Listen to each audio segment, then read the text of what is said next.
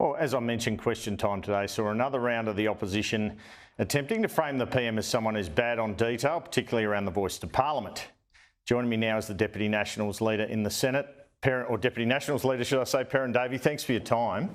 Let's start with this overturning of the WA Aboriginal Cultural Heritage laws. What's your reaction to that? Well, I think it's the right thing to do. I mean, these laws, and let's face it, they were well intentioned. No one wants to see Aboriginal cultural heritage destroyed, but they were poorly thought out and poorly implemented. There was clearly a lack of consultation with the key people who would be impacted the most.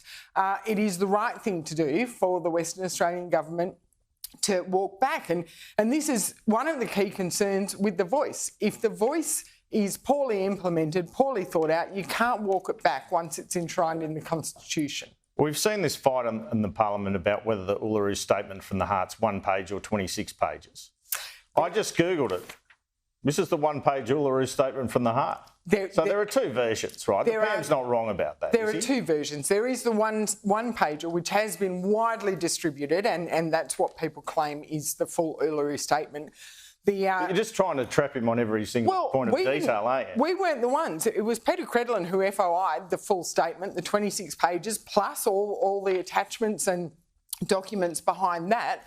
And the way that's written, and according to your own journalist here at Sky, that is where the whole intent of the 1 page final glossy brochure, and it's a bit like public policy. You have a glossy brochure, but the detail of the policy is held, with the departments and with others. That should be available on request. The glossy brochure is the overview.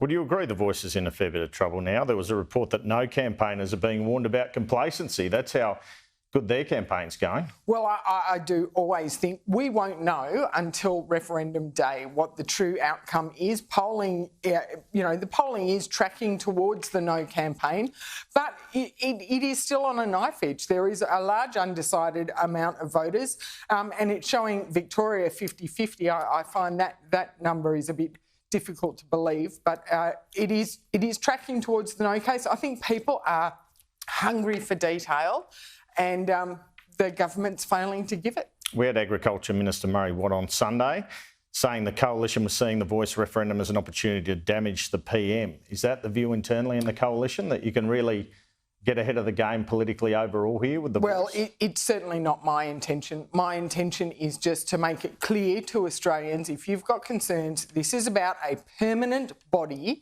that will be enshrined in our Constitution, that you won't be able to walk away from, that is only available to represent or available to be represented by a single cohort of Australians, and I believe that's divisive.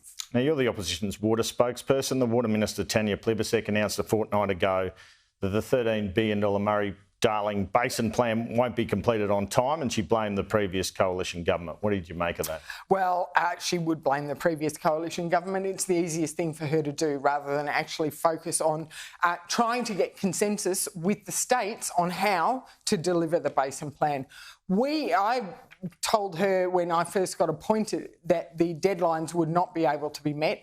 New South Wales Labor government for years have been telling successive governments that. The new Labor government in New South Wales is also saying the same thing. She needs to work with them. Both of those governments are anti-buyback, and Minister Plibersek is still vehemently supporting buyback, which communities don't support, and she needs to focus on how to do it with consensus. Perin Davey, Senator Perin Davey, thanks so much for your time. Thank you.